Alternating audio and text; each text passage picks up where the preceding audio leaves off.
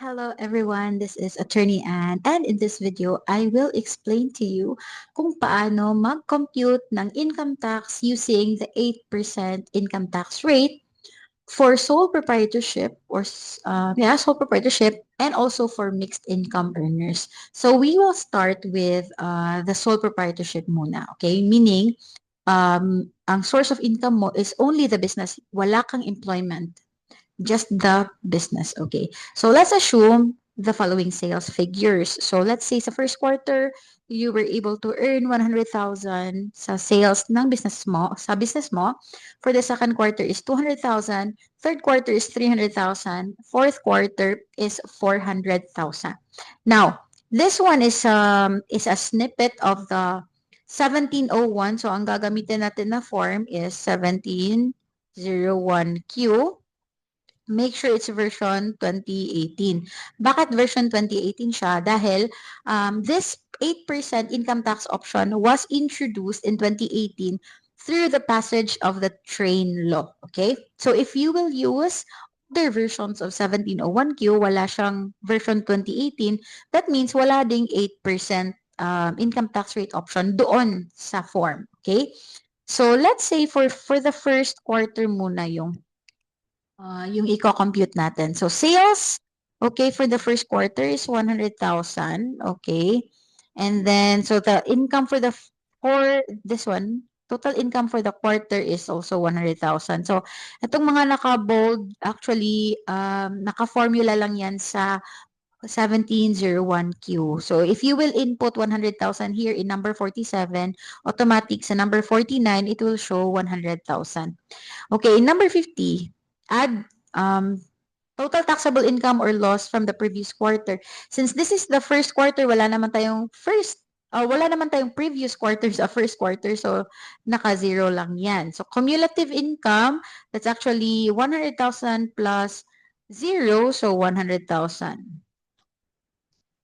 Okay, last allowable reduction from gross receipts and other non-operating income of purely self-employed. So meaning purely self-employed, again, sole proprietorship lang, walang employment. Okay? So if walang employment, hindi ka mixed income earner, so you are entitled to a reduction of 250,000. So this one is minus 250, but sa form nyo, ilagay nyo doon, walang negative sign. So just put 250,000 kasi nakalagay naman dito less siya, okay? So 100 minus 250, so magiging negative 150,000 yan, okay? Since negative siya, tax due natin is 0, okay? 0. Now, come to the second quarter, okay? Second quarter na naman. So second quarter, same pa rin na form, 1701Q version 2018. So the sales for the second quarter is 200,000. So 200,000 ilagay nyo dyan. Then in this part, magiging 200,000 na rin siya. But sa number 50, since meron na tayong previous quarter, yung previous quarter natin is the first quarter.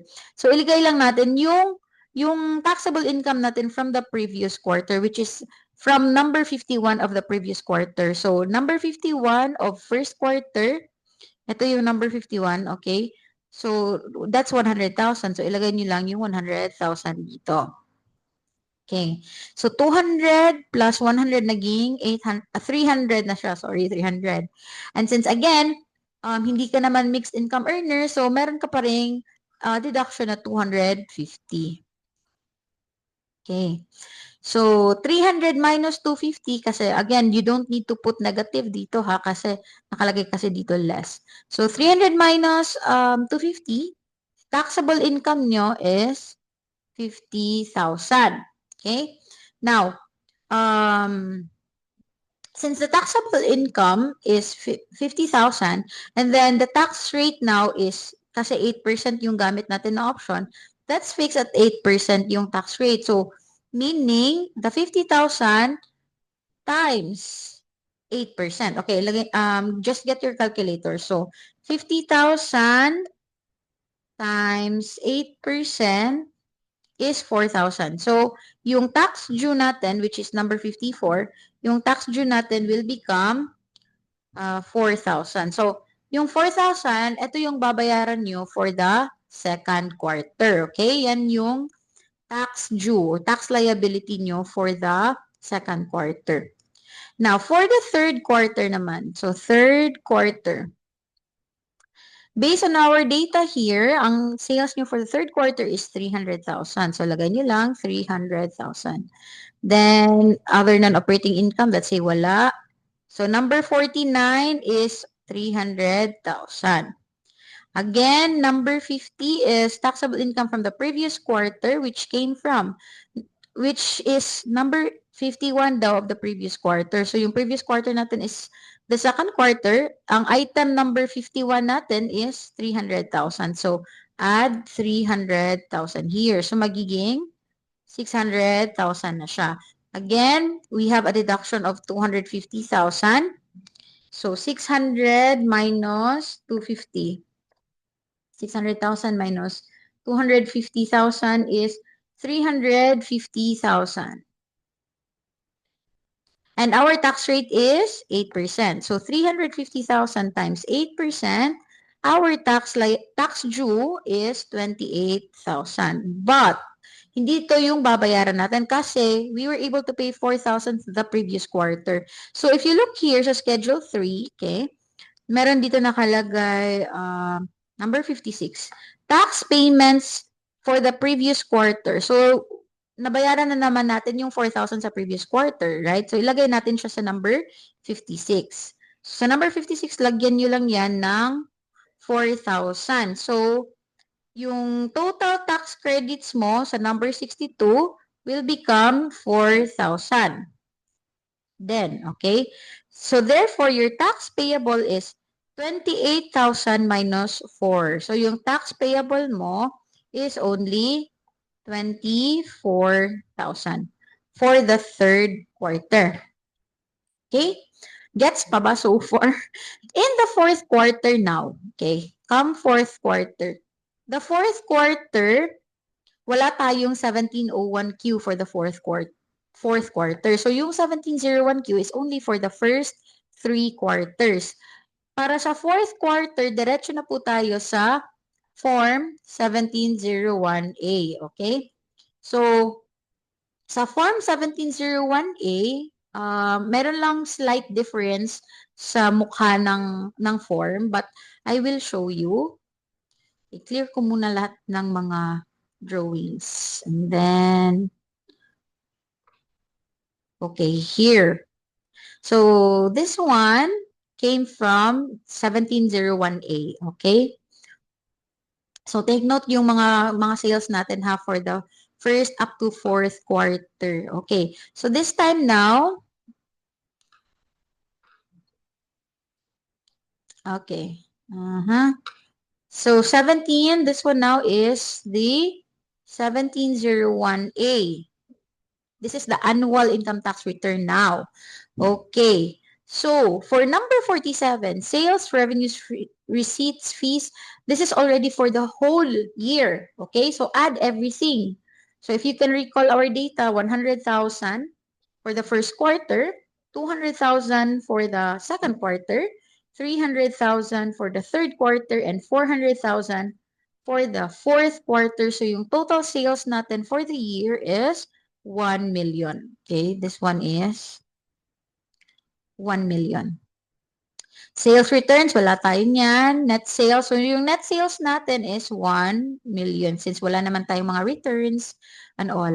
Other non-operating income, wala din tayo niyan. So number 53 now, item number 53 is still 1 million. Okay, allowable reduction, dito natin i-deduct yung standard yan ha na 250,000. So, minus 250,000. Again, do not put any negative sign kasi nakalagay dito less. Okay, so yung taxable income natin is 1 million minus 250,000 is 750,000.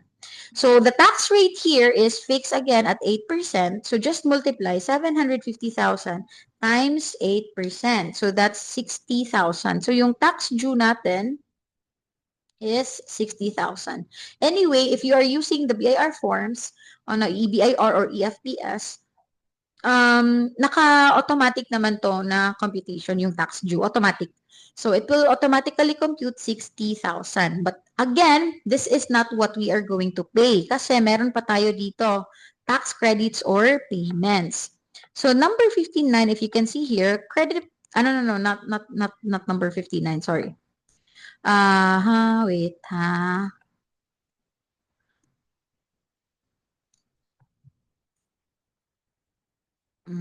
Okay. Dito para sa number 58. 58 ha. So tax payments for the first 3 quarters. So 'di ba, sa second quarter we were able to pay 4,000, right? And then in the third quarter we were able to pay 24,000. So a total of ito for this item, type natin diyan 28,000 yung nabayaran natin for the first 3 quarters. So, in number 64, your total tax credits or payments is 28,000. So, therefore, your net tax payable is 60 minus 28. So, yung babayaran nyo for the annual is only 32,000. Okay? 32,000. Okay, so very much straightforward, ha? So this one is for the sole proprietorship or purely self-employed individuals. Um, walang trabaho, wala kang employer. You are not earning also compensation, income, or salaries